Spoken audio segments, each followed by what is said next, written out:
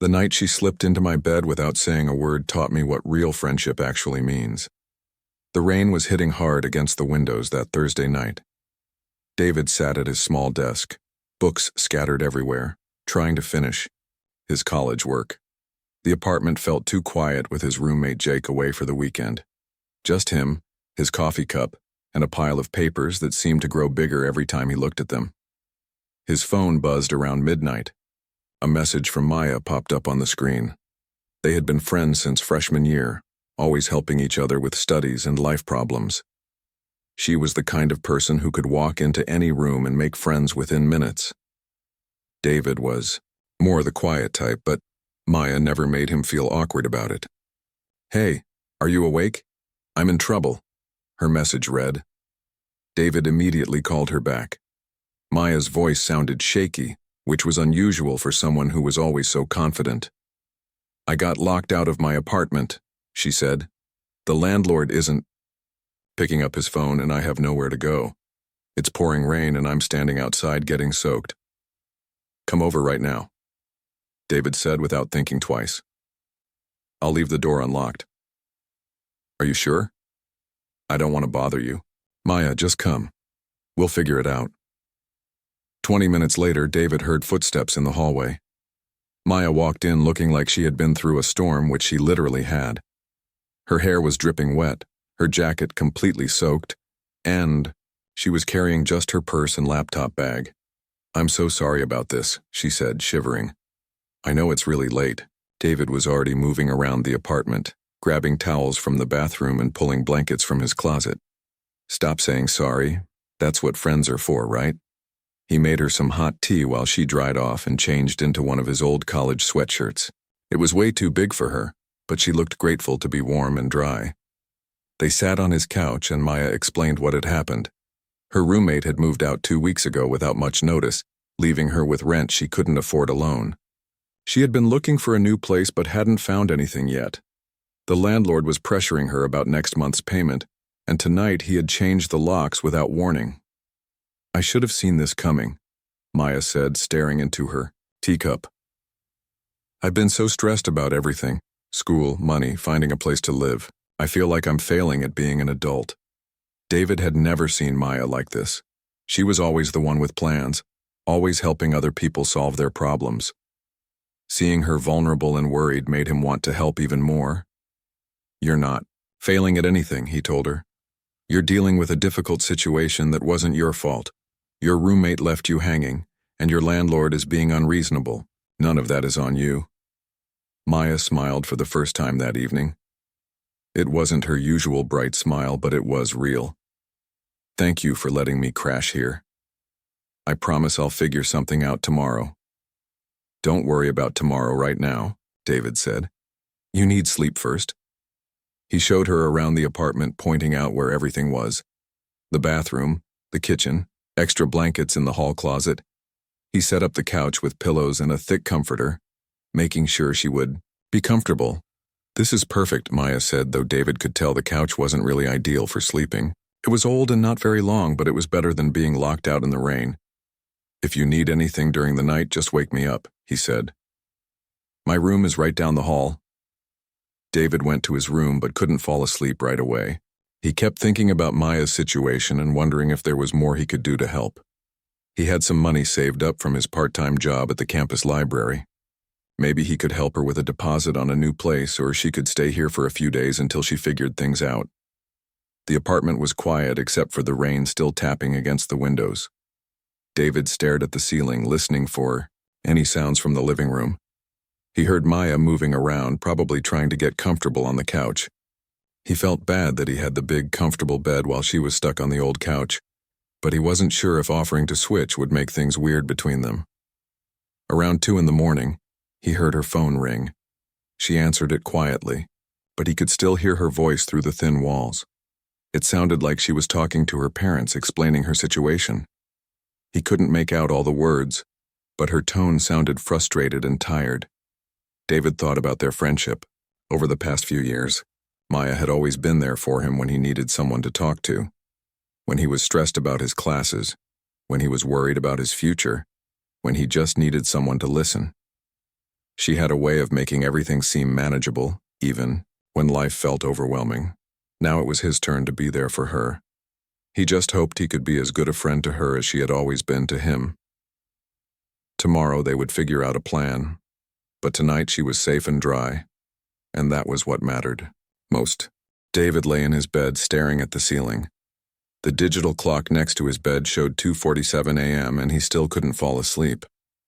Every few minutes he heard sounds from the living room. Maya was clearly having trouble sleeping too. The couch creaked whenever she tried to find a more comfortable position. He felt guilty lying in his warm, comfortable bed, while his friend struggled on that old couch.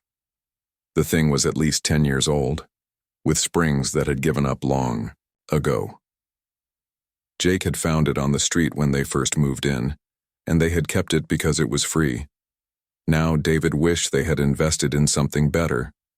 The rain had stopped, but the apartment felt cold. The heating system in their building wasn't great, and the living room was always the coldest part of the apartment. David pulled his blanket tighter around himself, imagining how much colder Maya must be out there. Around 3:15 a.m. he heard Maya's phone buzz again. She answered it quietly, whispering to whoever was calling. It sounded like she was crying softly. David's heart hurt hearing her like this. Maya was always the strong one, always the person everyone else turned to for help. Seeing her going through such a difficult time made him realize how much their friendship meant to him. He had almost drifted off when he heard a soft sound near his bedroom door. The door handle turned slowly, and the door opened just a crack. David held his breath, not sure what was happening. Maya stood in the doorway, looking uncertain. The hallway light behind her created a soft outline around her figure. She was still wearing his oversized sweatshirt, and her hair was messy from tossing and turning on the couch. "David?" she whispered. "Are you awake?" "Yeah," he whispered back. "Is everything okay?" Maya stepped into the room but stayed near the door. "I'm sorry to bother you, I can't sleep. That couch is really uncomfortable and I keep thinking about everything that's happening. My mind won't shut off." David sat up in bed. "You don't need to apologize. What's going on?" "My parents called," Maya said, her voice shaky. "They found out about my roommate situation. They want me to move back home and quit school. They think I'm wasting my time and their money. They never really supported me going to college in the first place." David knew about Maya's complicated relationship with her family. They had different ideas about what her life should look like. Maya was studying art and literature, planning to become a teacher. Her parents wanted her to focus on something more practical, something that would make more money. "What do you want to do?" David asked. "I want to finish school. I want to become a teacher. I want to make my own choices about my life." Maya's voice got stronger as she spoke. "But I'm scared. What if they're right? What if I can't handle living on my own?" "Maya, you're one of the strongest people I know," David said. "You've helped me through so many difficult times. Remember when I wanted to drop out sophomore year? You talked me through it. You believed in me when I didn't believe in myself." Maya smiled, even though tears were still in her eyes. "That was different. That was about you. I'm good at helping other people. I'm not so good at helping myself." "That's not true. You just need someone to remind you how capable you are." Maya stood there for a moment, looking like she was trying to make a decision about something. Then, without saying another word, she walked over to the other side of David's bed. "Can I?" She started to ask, then stopped. "Of course," David said, understanding what she needed without her having to finish the question. Maya climbed into the bed, staying on her side but close enough that David could feel the warmth from her body. She turned to face him, and for the first time that evening she gave him one of her real smiles. Not the sad, worried smile from earlier, but the bold, confident smile that made Maya who she was. "Thank you," she said simply. David felt his heart beating faster, but not because of anything romantic. It was because he realized how much trust Maya was showing him. She was going through the worst time in her life, feeling lost and scared, and she trusted him enough to be completely vulnerable with him. Without thinking about it, Maya moved closer and wrapped her arms around David in a tight hug. It wasn't awkward or strange. It felt like the most natural thing in the world. Two friends who cared about each other, offering comfort during a difficult time. David hugged her back, feeling the tension leave her body as she finally relaxed. They didn't need to talk about what this meant or what other people might think. They both understood that this was about friendship, about being there for someone when they needed you most. "Everything is going to be okay," David whispered. "I know," Maya whispered back. "Because I have friends like you." They lay there in comfortable silence, listening to each other breathe. For the first time since Maya had arrived that night, David felt peaceful. Maya's breathing gradually became slower and deeper, and he could tell she was finally falling asleep. David closed his eyes, feeling grateful that he could be there for his friend when she needed him. Tomorrow would bring new challenges, but tonight Maya was safe and cared for, and that was enough. David woke up first around 7 a.m. The morning sunlight was coming through his bedroom window and he could hear birds chirping outside. Maya was still sleeping peacefully next to him, curled up under the blanket. Her face looked calm and relaxed, so different from the worried expression she had worn the night before. He carefully slipped out of bed, trying not to wake her. Maya needed the sleep after everything she had been through. David put on his slippers and quietly made his way to the kitchen to start making coffee. The familiar routine of grinding beans and setting up the coffee maker helped him think about the night before. Nothing inappropriate had happened. They were just two friends who had found comfort in each other's company during a difficult time. But David knew that some people might not understand that. He wondered if Maya would feel awkward about it this morning, or if she would regret sharing his bed. The smell of coffee began filling the apartment. David started looking through the kitchen cabinets, trying to figure out what to make for breakfast. He wasn't the best cook, but he could manage scrambled eggs and toast. Maya always said his scrambled eggs were surprisingly good for someone who usually lived on sandwiches and instant noodles. Around 8:30, he heard movement from his bedroom. Maya appeared in the kitchen doorway a few minutes later, still wearing his sweatshirt. Her hair was messy from sleep and she looked a little uncertain about how to act. "Good morning," she said, her voice still sleepy. "Morning," David replied, pouring her a cup of coffee. "How did you sleep?" "Better than I have in weeks, actually." Maya accepted the coffee gratefully and sat down at the small kitchen table. "Thank you for last night. I know it might have seemed weird, but I really needed that." David felt relieved that she was addressing it directly. "It wasn't weird. You needed comfort, and I was glad I could help. That's what friends do for each other."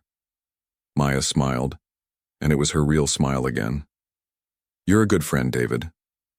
Better than I deserve." "Don't say that. You've always been there for me when I needed someone to talk to. Remember last semester when I was stressed about my internship application? You spent 3 hours helping me write my cover letter. That was different. That was just homework help. No, it wasn't. You cared enough to help me succeed. You believed in me. Last night, I got to return that favor." Maya sipped her coffee and looked around the small kitchen. "I should probably call my parents back today, and I need to figure out my living situation. I can't keep sleeping on people's couches." "You can stay here as long as you need," David said. "Jake won't mind, and we have plenty of space. I appreciate that, but I need to figure out something more permanent. I want to prove to myself and to my parents that I can handle this."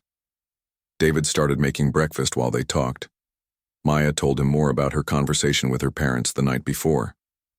They were threatening to stop paying for her tuition if she didn't move back home.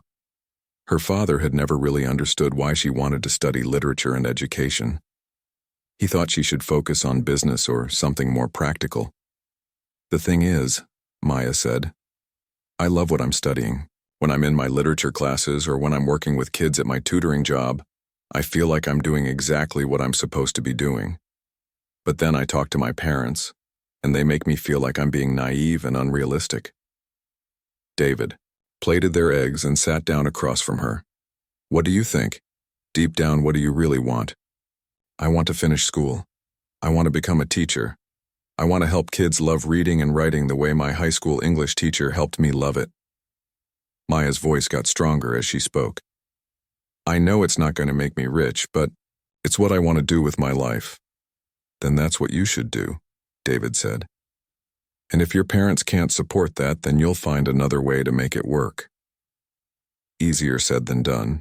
I've been looking for a cheaper apartment, but everything in my budget is either too far from campus or in neighborhoods I don't feel safe walking alone at night. David had an idea, but he wasn't sure if he should suggest it. He and Jake had been talking about finding a third roommate to help with expenses. Their apartment had a small third bedroom that they were currently using for storage. What if you moved in here, he said. With me and Jake, I mean, as a roommate. We've been talking about finding someone to split the rent 3 ways instead of 2. Maya looked surprised. Are you serious? You'd want me as a roommate? Why wouldn't I? You're clean, responsible, and we already get along well. Plus it would help all of us with expenses. But what about last night? Won't it make things weird if we're living together? David thought about it for a moment. Last night happened because you were going through a crisis and needed comfort. It was about friendship and caring about each other. If we're roommates, we'll just be roommates. Friends who happen to live in the same apartment. Maya smiled, and David could see her considering the possibility. It would solve my housing problem, and I do love this neighborhood. Talk to Jake when he gets back tomorrow, David said. But I'm pretty sure he'll be on board. He's been complaining about how expensive rent is. They spent the rest of the morning talking about practical things. Maya called her school's financial aid office to ask about work-study opportunities. David helped her look at online job listings for part-time positions that would work with her class schedule. Around noon, Maya's phone rang. It was her landlord, finally calling her back. She stepped into the other room to take the call, and David could hear her voice getting firmer and more confident as she talked. She was negotiating to get her belongings back and discussing the return of her security deposit. When she came back to the kitchen, she looked different, more like the Maya that David was used to seeing. I'm getting my stuff back tomorrow, she said, and he's returning most of my deposit. I think I was too polite with him before. This time I made it clear that what he did was illegal. Good for you, David said. See? You can handle this. Maya sat back down at the table and looked at David seriously. I want to ask you something, and I need you to be completely honest with me. Okay. Do you think I'm making the right choice?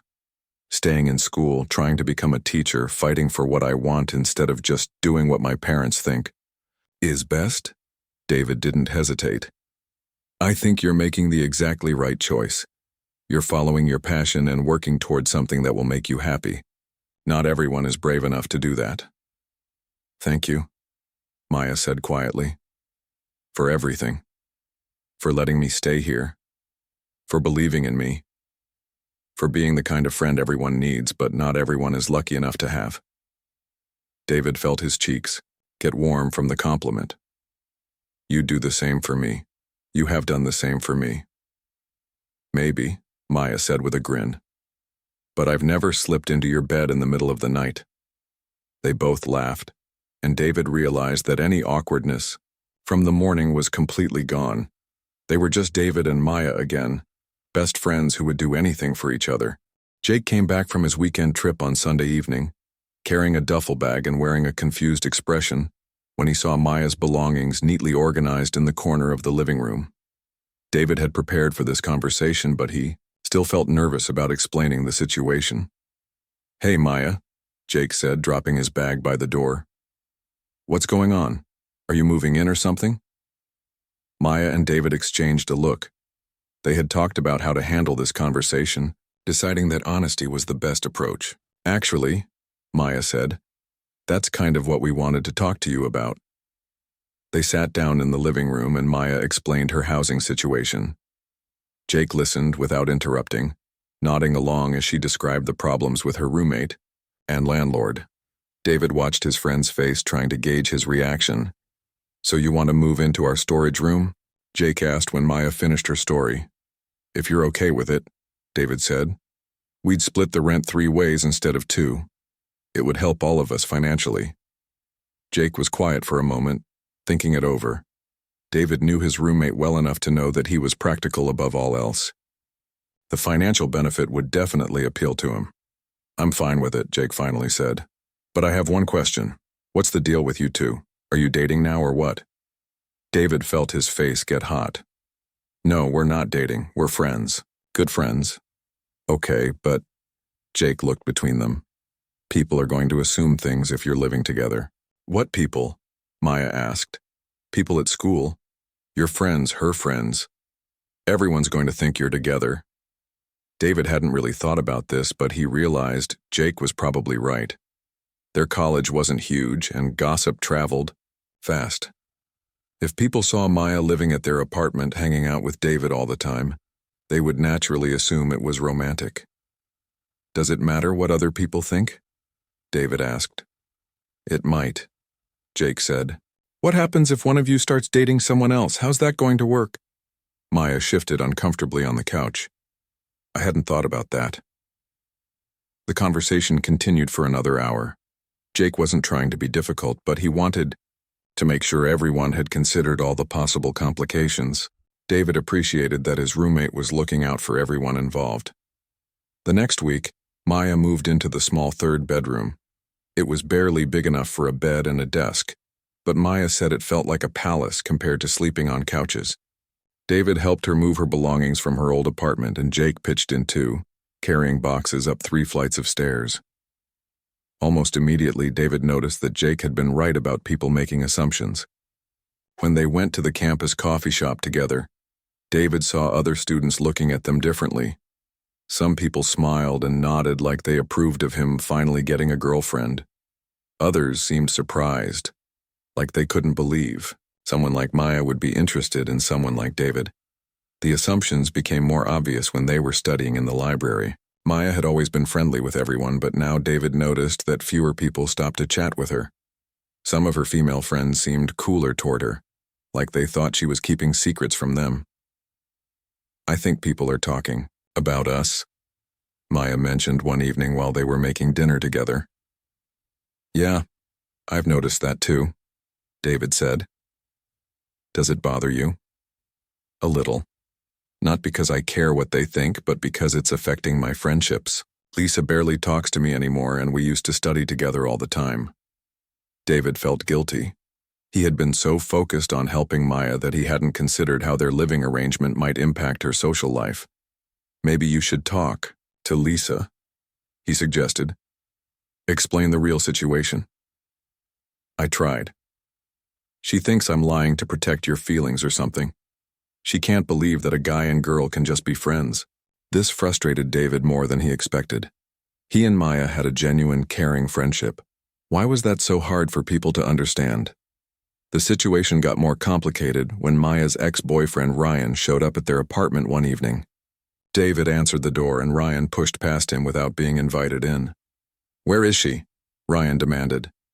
Where is who? David asked, though he knew exactly who Ryan meant. Maya. I know she's living here now. I want to talk to her. Maya appeared from her room, looking annoyed. What are you doing here, Ryan? I want to know what's going on between you and this guy, Ryan said, pointing at David.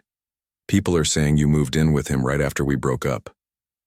We broke up 3 months ago, Maya said firmly. And what I do now is none of your business. It is my business if you were cheating on me with him. David felt his temper rising. She wasn't cheating on anyone. Maya and I are friends, and that's all we've ever been. Ryan laughed, but it wasn't a friendly sound. Right. Friends don't live together. Friends don't share beds. David's heart stopped. How did Ryan know about the night Maya had slept in his bed? Maya's face went pale. Who told you that? Lisa saw you coming out of his bedroom that first morning you were here. She's been telling everyone that you two have been hooking up.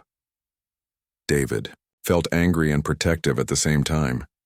Lisa had completely misunderstood what she had seen, and now she was spreading rumors that could hurt Maya's reputation. Lisa doesn't know what she's talking about, David said, stepping closer to Ryan. And even if she did, it's still none of your business. David, don't.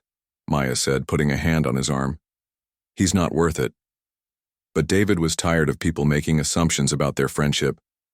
He was tired of people thinking there had to be something inappropriate about a man and woman caring about each other. Maya is one of the best people I know, David said to Ryan. She's kind, intelligent, and loyal. She deserves friends who support her, not an ex-boyfriend who shows up at her home making accusations.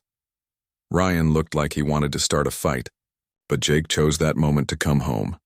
Jake was bigger than both David and Ryan, and his presence immediately changed the energy in the room.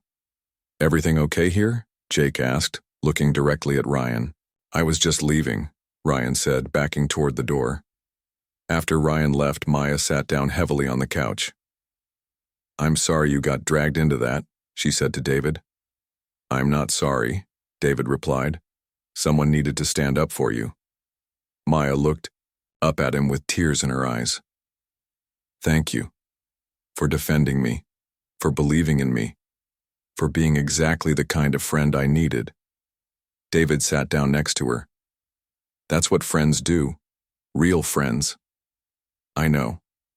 I just wish everyone else understood that." 3 months later, David was sitting in the same coffee shop where people had first started making assumptions about him and Maya. This time he was alone, waiting for Maya to finish her final exam of the semester. He had completed his own exams the week before and was feeling good about how everything had gone. Living with Maya had turned out to be one of the best decisions he had made in college. She was an excellent roommate who kept common areas clean, always did her share of household chores, and contributed to a positive atmosphere in the apartment. More importantly, their friendship had grown stronger through all the challenges they had faced together. Maya walked into the coffee shop looking tired but relieved. "I'm officially done with my junior year," she announced, sliding into the seat across from David. "How do you think you did on your education psychology exam?" "Better than I expected. Professor Williams asked some tough questions, but I think I was prepared." Maya smiled and stretched her arms above her head. "I can't believe how much has changed since that night I showed up at your apartment soaking wet." David thought back to that rainy Thursday evening. It felt like it had happened years ago, not months. "Do you ever regret it? Coming to my place? That night, I mean." "Never," Maya said without hesitation. "That night changed my life in the best possible way, not just because you helped me with housing, but because it showed me what real friendship looks like." They had weathered the storm of gossip and assumptions together. Some people still believed they were secretly dating, but David had learned not to care about what strangers thought. The people who mattered most had eventually understood the truth about their friendship. Jake had become one of Maya's biggest supporters, often defending their living arrangement to people who questioned it. He had also become a good friend to Maya in his own right, helping her with math homework and teaching her how to change the oil in her car. Maya had found her confidence again. She was doing well in her classes and had gotten a job as a tutor at the campus learning center. The job paid well enough that she could cover her share of expenses without help from her parents. She had even started sending them money occasionally, which had improved their relationship considerably. "I got some news yesterday," Maya said, pulling an envelope from her backpack. "I wanted to wait until after my exam to tell you." David raised his eyebrows. "Good news or bad news?" "Good news. Really good news." Maya opened the envelope and pulled out an official-looking letter. "I got accepted into the graduate education program here, with a scholarship." David's face broke into a huge smile. "Maya, that's incredible. I'm so proud of you. I couldn't have done it without your support. When I was ready to give up and move back home, you believed in me. You gave me a place to stay and the confidence to keep going." David felt emotional hearing this. "You did all the hard work. I just provided a couch and some encouragement. You provided much more than that. You showed me what it means to have someone in your corner no matter what." Maya folded the letter carefully and put it back in the envelope. "I have something else to tell you too." "What's that?" "I'm going to move out at the end of the summer." David felt a mix of emotions. He was happy that Maya was doing well enough to live independently again, but he was also sad to think about her not being around every day. "Where are you going?" There's a graduate student apartment complex near campus. It's designed for people in my program and it'll be easier to study there. Plus, I think it's time for me to prove to myself that I can live completely on my own. David nodded, understanding her reasoning even though he would miss having her as a roommate. But, Maya continued, I want to make sure our friendship doesn't change just because I'm not living here anymore. Of course it won't change, why would it? Sometimes when people's living situations change, they drift apart. They get busy with their own lives and forget to make time for the friendships that matter. David reached across the table and squeezed Maya's hand. That's not going to happen with us, we've been through too much together. Promise? I promise. Besides, someone has to make sure you don't work yourself to death in graduate school. Maya laughed. And someone has to make sure you don't live on sandwiches and instant coffee when you start your master's program next year. They spent the afternoon celebrating Maya's acceptance and making plans for the summer. Maya wanted to take a road trip before graduate school started, and she had asked David and Jake to come with her. They were going to visit national parks and see parts of the country none of them had been to before. That evening, they went back to the apartment and cooked dinner together, something that had become a regular tradition. Jake joined them, and they talked about their plans for the summer and the upcoming school year. You know, Jake said while they were cleaning up, when Maya first moved in here, I thought you two would either end up dating or drive each other crazy within a month. What changed your mind? Maya asked. I realized that some people are just meant to be in each other's lives, not as romantic partners, but as something deeper, like family you choose for yourself. David looked at Maya and knew that Jake was right. She had become like a sister to him, someone he could count on no matter what happened in life. Later that night, David was in his room reading when he heard a soft knock on his door. Maya peeked her head in, just like she had done that first night months ago. Can I come in? I wanted to thank you for everything. You don't need to thank me. Maya sat on the edge of his bed. Yes, I do. That night when I slipped into your bed without saying a word, I was at the lowest point of my life. I felt lost and scared and completely alone. But you made me feel safe and cared for, and that changed everything. You would have figured it out on your own eventually. Maybe. But having you believe in me made it happen faster and with less pain. Maya smiled, and it was the same bold smile she had given him that night. You're going to be an amazing friend to have for the rest of my life, David. You too, Maya. You too. As Maya left his room and went back to her own, David reflected on how much his life had changed since that rainy night. He had learned that the best relationships aren't always romantic ones. Sometimes the most meaningful connections come from simply being there for someone when they need you most, offering comfort without expecting anything in return, and choosing to care about someone's happiness as much as your own. He had gained not just a roommate, but a lifelong friend who had taught him about loyalty, courage, and the power of believing in people. And that was worth more than any romantic relationship could have been.